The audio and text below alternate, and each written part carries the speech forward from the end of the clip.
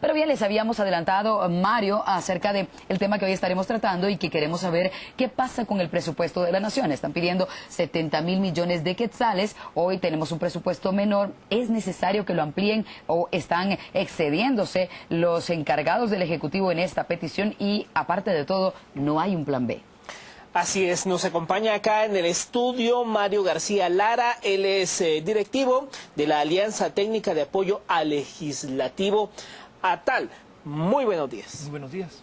Nuestra primera interrogante sería, señor García, ¿por qué el guatemalteco debe de girar hacia esa discusión del presupuesto 2014? ¿En qué nos concierne a nosotros como ciudadanos esas finanzas que el Estado quiere para funcionamiento del próximo año?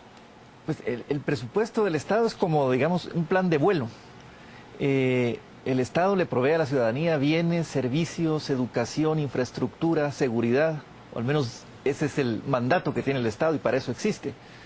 Y para sostener esos servicios que el Estado debe prestarle a los ciudadanos, requiere de recursos y requiere de un plan para administrarlos. Entonces, el presupuesto de ingresos y gastos de la nación es muy importante para los ciudadanos porque les está diciendo de qué forma su Estado, su gobierno central, sus gobiernos locales van a gastar los recursos que los propios ciudadanos pagan a través de sus impuestos para recibir a cambio de esos impuestos seguridad, educación, infraestructura, salud.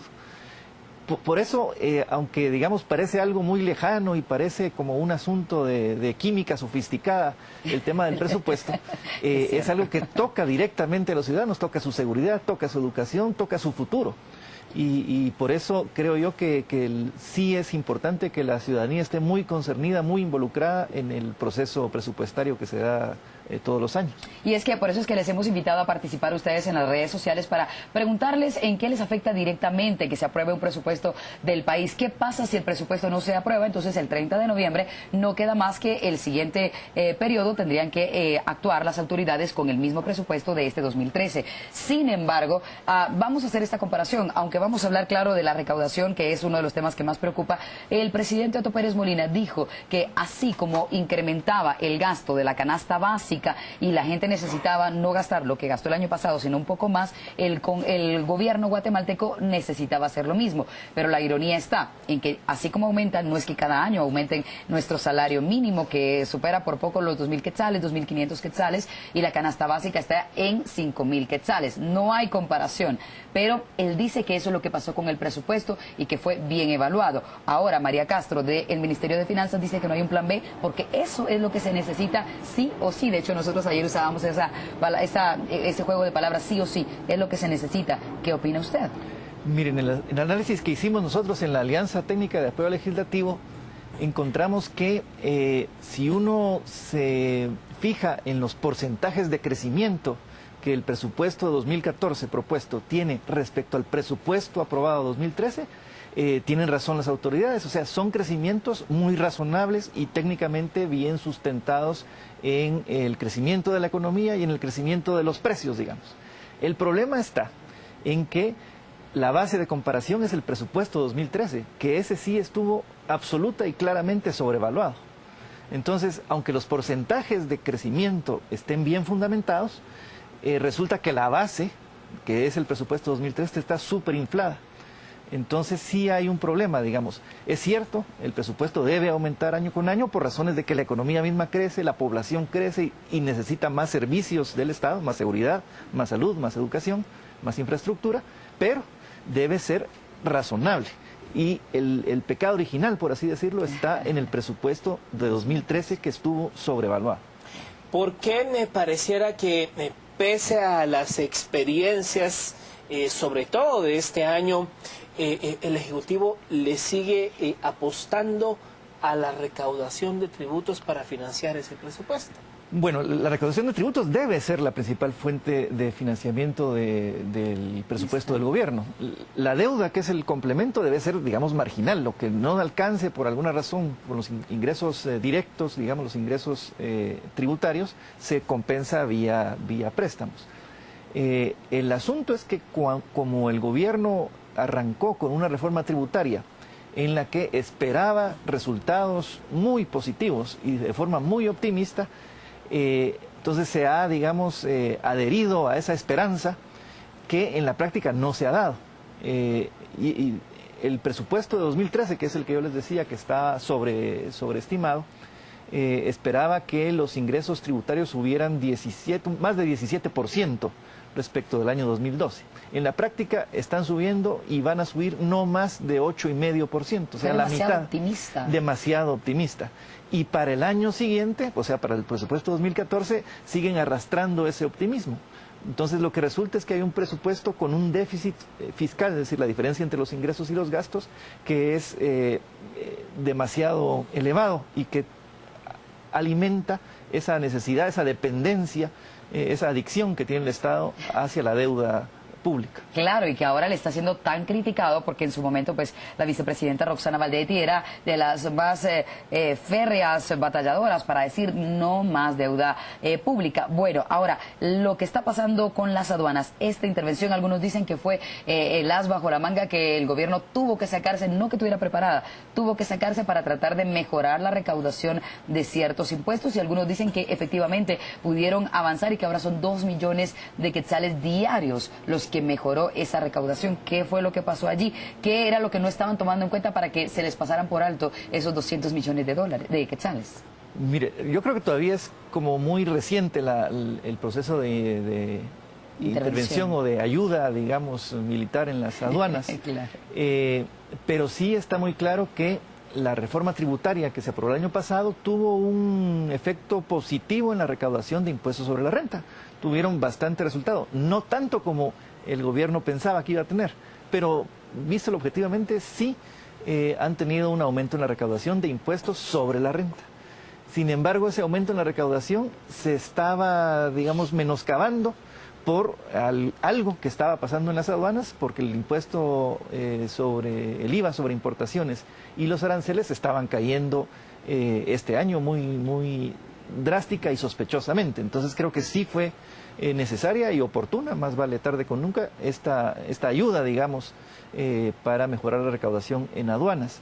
El punto es que en la práctica el gobierno sí está recibiendo resultados de la reforma tributaria en el impuesto sobre la renta. La ciudadanía y las empresas sí están pagando bastante más este año que el año pasado en impuestos sobre la renta, pero que había, y esperemos que se haya terminado, un agujero en la recaudación en las aduanas. Faltan ya muy pocos días para que llegue ese plazo del 30 de noviembre. Tal y como está planteado el anteproyecto de ley para el presupuesto 2014, y juguemos con dos escenarios: si se aprueba tal y como está, o si se le hacen recortes y modificaciones. En 2014, ¿qué puede esperar la ciudadanía? Podemos esperar, pues no sé, mayor inversión en cuanto a salud, educación, o la cosa seguirá igual con esta o con esta cantidad. Bueno, yo creo que habría que agregar un tercer escenario, que es el escenario que nosotros estamos recomendando. Y es que se apruebe el presupuesto, pero con algunas modificaciones. Básicamente modificaciones en cuanto a reducir, no drásticamente, pero sí razonablemente, el techo del gasto y el déficit fiscal resultante. Y en cuanto a mejorar las normas, digamos, de control presupuestario. Ese sería el escenario ideal. El segundo escenario es que se apruebe como lo enviaron. Es mejor tener un mal presupuesto aprobado, pero diseñado a la medida para el año 2014, que repetir el presupuesto 2013 que está diseñado para otra realidad. Como les digo, lo mejor es tener un traje bien hecho a la medida. Si no se puede, pues aunque esté malo, se va recomendando, pero por lo menos que esté diseñado para esa persona. Pero el peor escenario es que sea un traje para otra persona distinta. El que, si no se aprobara el presupuesto, que es el peor de los escenarios, nos traería como consecuencia un desorden en la administración pública, opacidad en el gasto público, una serie de transferencias interministeriales e intrainstitucionales que no siempre son claras, insatisfacción ciudadana porque hay una serie de compromisos en el presupuesto 2014 que deben ser cumplidas y que si no se aprueba el presupuesto va a tardarse mucho tiempo en hacerse los ajustes para poder satisfacer esas demandas, incluyendo una que es potencialmente delicada en términos de gobernabilidad, que es un aumento salarial al gremio magisterial y al gremio de salud. Entonces, un escenario en que no se apruebe el presupuesto creo que sí es negativo para todo el país, para todos los ciudadanos. Entonces, el llamado un poco es a que el Congreso haga el esfuerzo, enmiende lo que tenga que enmendarse en el presupuesto, pero que sí aprueben el presupuesto 2014. Realmente el presupuesto es un plan de vuelo, una herramienta, pero no es, digamos, una panacea para solucionar los problemas de los guatemaltecos. Eso es un asunto de más largo plazo. La suma de todos los presupuestos anuales, eso sí va dando una línea, digamos, de hacia dónde van las políticas públicas, si se puede o no llegar a la población con satisfactores, pero es un asunto de más largo plazo. El tema aquí es que hay que ser muy consistentes en todos los presupuestos, hay que evitar seguir perjudicando la inversión, que cada vez se gasta menos en inversión y cada vez se gasta más en gasto corriente y en salarios. Claro. Hay que mejorar la calidad del gasto.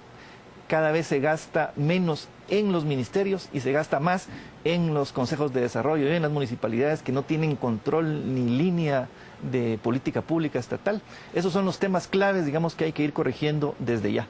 Por supuesto, y ahora lo que muchos se preguntan, y me gustaría pues tener su opinión de acuerdo al análisis que hace, es si también los diputados en el Congreso están siendo mesurados, han visto todos los problemas que podría generar un presupuesto con las características no modificadas como las plantea y por eso no lo han querido aprobar, o si es acaso un castigo de la oposición al partido oficialista y los 58 diputados del Partido Patriota no logran hacer peso hacia la balanza donde ellos requieren que las cosas caminen. ¿Qué es lo que pasa en el Congreso? ¿Es un análisis consensuado o es simplemente, por llamarlo de manera sencilla, una gana de fastidiar a los opositores? Mire, yo creo que en el Congreso se dan una serie de incentivos y de razones por las cuales actúan. Se hablaba incluso de que estaban pagando a algunos para que pudieran aprobar ciertas En el Congreso se habla de mucho y ocurren muchas cosas y hay muchos intereses, digamos. Sí. Desde intereses partidarios hasta intereses personales, los intereses que la sociedad civil manifiesta y presiona a la Comisión de Finanzas del Congreso para que suba asignaciones. Es un trabajo complicado el del Congreso. Yo diría que es el trabajo más importante que le toca hacer a la Comisión de Finanzas Públicas del Congreso de la República en el año. Es muy delicado porque es una mezcla entre un trabajo técnico muy profundo y complejo y una negociación política también muy profunda y compleja en una coyuntura en la que, como usted decía, hay fuerzas, digamos, en las que el partido oficial tiene una mayoría que no le es suficiente en medio de una interpelación que necesita 105 votos para que se suspenda, en medio del interés de la oposición de aprobar otras leyes adicionales. Entonces es una situación compleja. Creo que tampoco hay que ser tremendistas, no es primera vez que ocurre. Para eso está el Congreso de la República, para que haya ese debate, para que haya ese intercambio de ideas, para que haya ese tipo de negociaciones, en el sentido de negociar asuntos políticos, me refiero. Yo tengo como partido político de oposición una ley que me interesa mucho, por ejemplo, la UNE tiene una de alumbrado público, les interesa mucho regular el alumbrado público a nivel municipal, y lo están usando para, digamos, gestionar otros temas. Y eso es válido, políticamente es absolutamente válido. Y como les decía, en otras ocasiones, en otros años, ha llegado el 30 de noviembre y ese día hay negociaciones y al fin sale. Lo importante es que haya la voluntad de los diputados de digamos, ceder en lo que cada partido pueda y deba ceder, y la visión de que es más importante el interés del Estado y que ese interés del Estado sí requiere y aconseja que aprueben el presupuesto modificándolo. Bueno, pues muchas gracias, señor Mario, por haber estado con nosotros hablando de este tema. Mucho ojo, Elsa, a la ciudadanía. Son discusiones que, como bien decía nuestro invitado, parecieran de química cuántica y megafísica, Miguel, pero sí. al final la cosa funciona como su presupuesto familiar.